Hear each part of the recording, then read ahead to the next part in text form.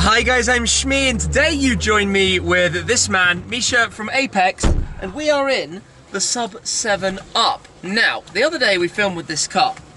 Where are the seatbelts hiding in You here? need to go through the seating, because it's a bucket start. seat. It's a race car.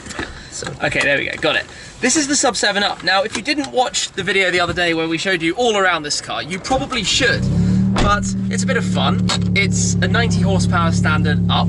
Yes. With 125 horsepower. On the wheels now, after the remap. So, quite a cool little thing. It weighs next to nothing. There's everything stripped out behind us. And today, we're going to go do a lap of the Nurburgring Nordschleife to show you the circuit, to show you what it's like. And Misha is a pretty experienced instructor. He spent a lot of time here, a few years and years and years, learning and understanding the ropes, based out of Apex, of course, where you can come and have a go yourself too. But it's a very dangerous place. There is an awful lot to learn and to know to be safe on this track. And we noticed doing the video in my McLaren the other day that a lot of people really enjoyed the instructional element of it and seeing the points. And you can watch a video like that or like this one in full over and over and over and over and over again until you know the Nurburgring. Now, before you throw me around too much, I'm actually just going to throw in that earlier today, I've been at Spa, which is about an hour and 20 minutes away from the Nürburgring, and I've been being hurtled around in a McLaren P1 GTR. Now, I'm not going to lie, it made me feel a little tinsy bit squeamish and nauseous and all over the place, so I'm hoping that's not going to happen. And now, please excuse me in advance if it does. I've also been driving the McLaren 570S GT4, which has been amazing too, but I've been doing that on a personal level at a private event, not filming today. But what we are going to do is go down this way to the tourist and farting entrance, and Misha's going to show us the ropes. Yeah, I'm just thinking I didn't have any puking bags in that case, so it's that's a problem. So I will warn you if that's going to happen. Yeah, then you are. Then I am actually allowed to pull over on the safe side of the road, of the track on the Nürburgring, and then you could get out and do your thing. But let's hope it will not happen. Scuderia. Yep. Cars of all sorts. M135i in front of us from Britain. Lots of Brits come here to the Nordschleife. This is the tourist and farting entrance, Devil's Diner. The main way you'll likely come in if you're coming to drive on the Nürburgring. Now, as regulars here, we go straight through. You can go into the car park, buy your tickets, that side of things. But otherwise, as you come forwards for your lap of the 20.5 kilometre circuit, you come up to the barriers. You're ready to put your lap ticket or the app. I have the app. Ah, you have QR code on the app. Yeah, that's very cool. The barrier's open. You head on out. So, shall we? Yeah, we'll proceed here, so I can start talking here basically for lap time of running. Yeah, usually I hate lap times because a lot of people gonna ask like, oh, what did I do? Oh, well, it's okay now. A lot of people gonna ask, what was the lap time? Oh, someone bumped the cone, and those are actually 20 euro a piece. Okay. Okay, let's start talking. So we proceed on the main street. The ideal line is actually aiming towards the left curbstone, but I usually also advise people to stay on the right for faster cars.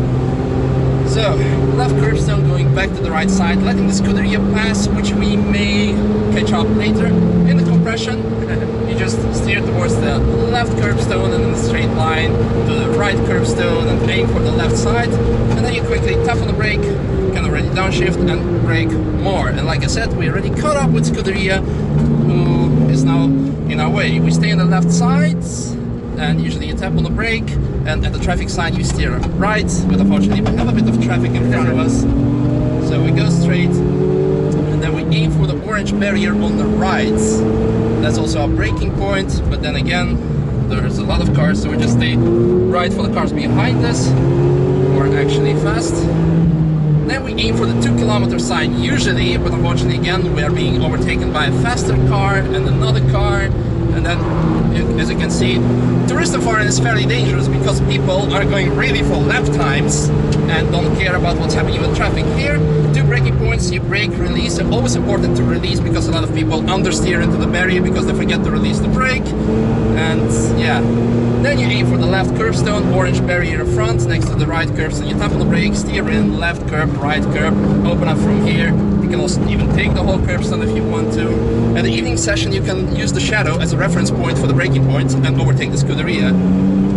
go flat out. That was an upset and a half right there. That was a bit upsetting for them. And look now, probably now we're entering a small straight, so the Scuderia gonna overtake us. Probably again. Maybe not. No, let's just stay. Flip bus, where unfortunately in 2015 as a GTR took off and killed a spectator. So after that they flattened out the track a bit. So now you can go flat out. Right now we enter the track with 170 kilometers an hour roughly. And we're approaching the most dangerous part of the track, which is the Schwedenkreuz, or the Swedish crest, I'm sorry. And GT3 cars don't brake here at all, and they reach speeds of above 250 kilometers an hour. If we would have a cage, I wouldn't brake either, but I just tap on the brake and just go on the throttle. As you can see, the car slides down, and you really don't want that happen to you if you're an unexperienced driver and you don't have a decent suspension setup. Sliding with almost 200 kilometers an hour is one of the last things you want to see. Unfortunately, this car, I cannot switch off the traction control, so in the corners I always go flat out, but the car doesn't let me to. And there is no switch, I need to code it out. Foxhole, you know it, don't lift. And again, if we would have a roll cage and I wouldn't have you in the car, I wouldn't even brake uphill. And then here we can do slight overtaking. And here's where the crash happened last time, which didn't allow us to go on the track, and also the crash with a Koenigsegg 1-1 when they were going for the lap record attempt. So as you can see, going flat out there and going over the curbstone can make you go crash if you don't have a decent suspension setup. And such and such. Here's a very technical bit of a track. You approach the right curbstone, and I prefer always to go straight to the left side. And here you can just tap the brakes towards the right side and go on the gas again, past the left curbstone to the right side, end of the right curbstone, go on the brake, downshift into third, and beginning of the left curbstone you start steering in already and aiming to the Yokohama sign. At the motorcycle side you go on the brakes and you stay for a long time on the left side. Actually, when it's wet you stay completely on the left up until the barrier. Traction control interfering, aiming for the fence on the right. At the fence you just gently tap on the brake for the traction for the front wheels, go past the left and right curbstone, entering the miss hit miss, so you brake down a bit, aim for the second curbstone, miss the first one, aim for the second one, miss the third one, and thereby the name miss hit miss.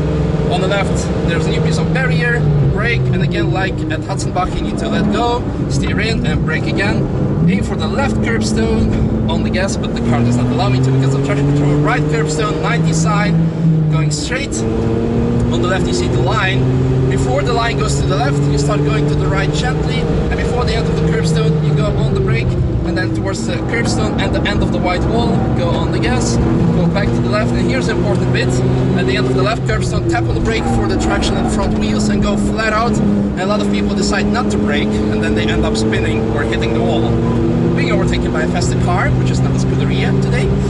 Lauda links in front of us where Niki Lauda crashed in 1976, which marked the end of the Formula 1, but we're not going to crash. In fact, even with a Porsche 918, you can take it flat out. Brake up until the beginning of the left curbstone, and then steering in. And then we're approaching the most upsetting part of the track for the low-powered cars, because the track is going uphill from now on. And you will see now we are in third gear, we're gonna be hitting a rev limiter soon, and once I switch to the fourth gear the rev's gonna be dropping. Anyway, you can stay completely on the left, count the curbstones, 1, 2, and the third one, with a high-powered car you just go straight to the right side, and then this left-hander you can take also flat out. And Scuderia is approaching us because it has a lot more power than we have, but probably we're gonna catch up with it later as well.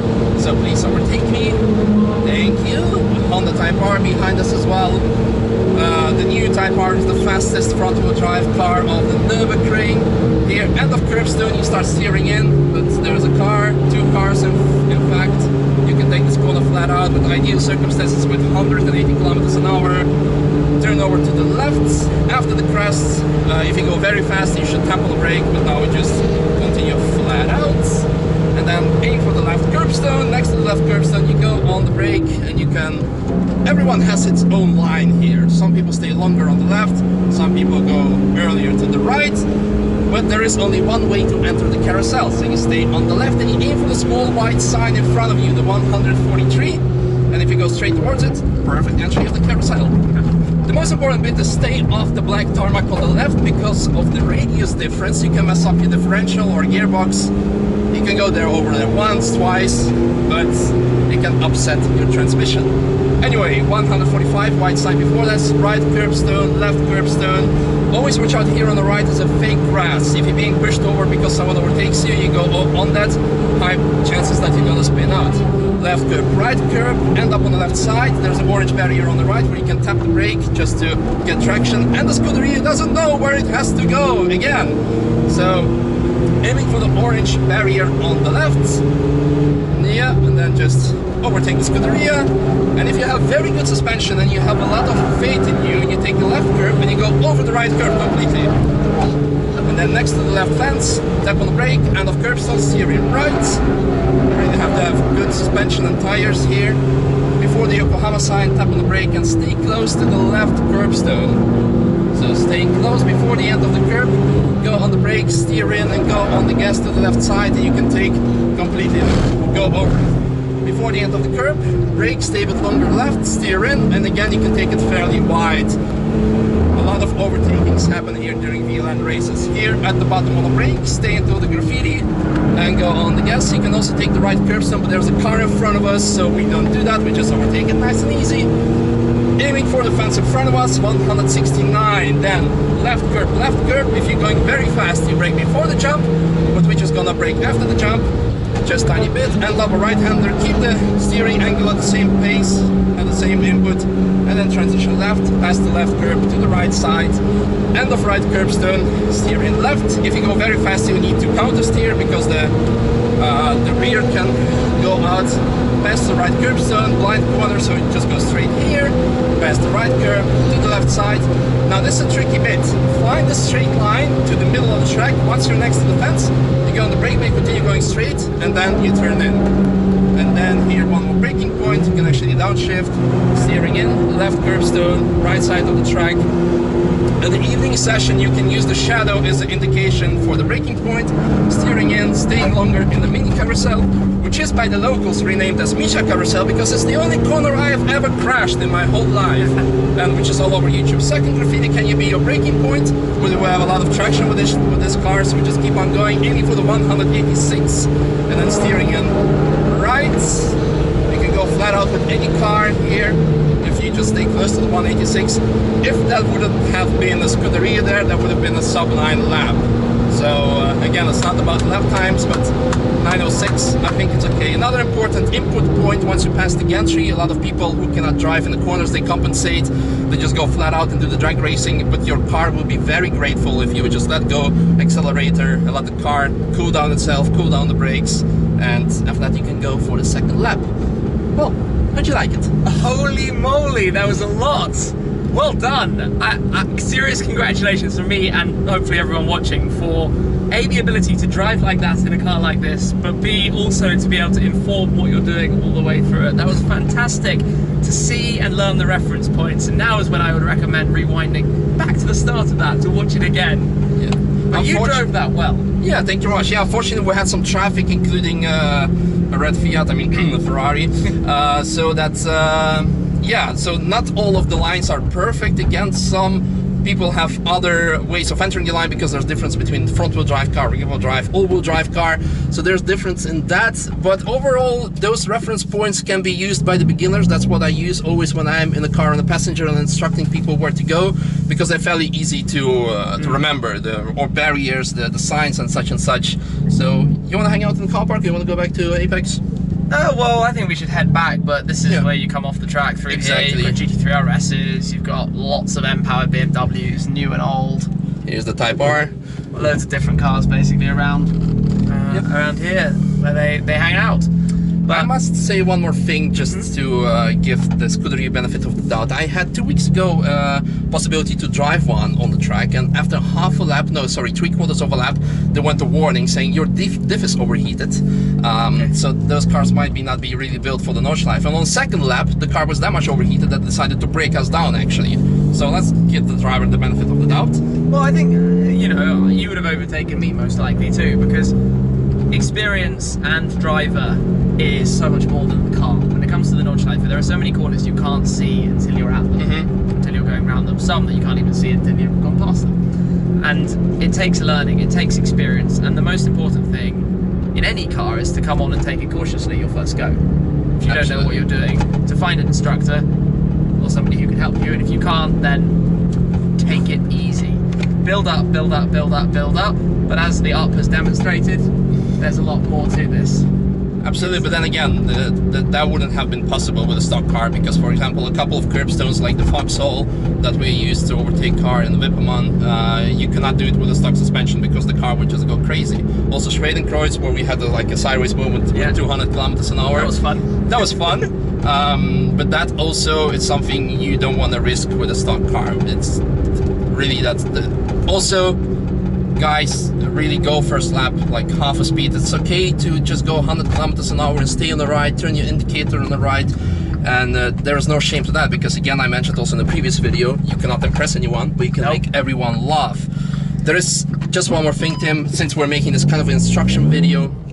I just want to say 3 important things that apply to the TF if you come to the Driving Nurburgring Touristenfahren. Most important bit, first of all, always check your mirrors, because there are going to be a lot of fast cars like we were with the up. There's fast cars, but also slow cars, but fast drivers, like in this case. Always check your mirrors when you do anything. If you're being overtaken, stay on the right side, and your indicator on the right. The second important thing, unfortunately, accidents happen and also yellow flags happen. When you see yellow flashing light, just reduce speed. When you see a yellow flag, speed reduced up until 50 kilometers an hour, but there could be people walking on the track. That means you should even go slower. And I think there was a third thing, but for now, that's the most important bit.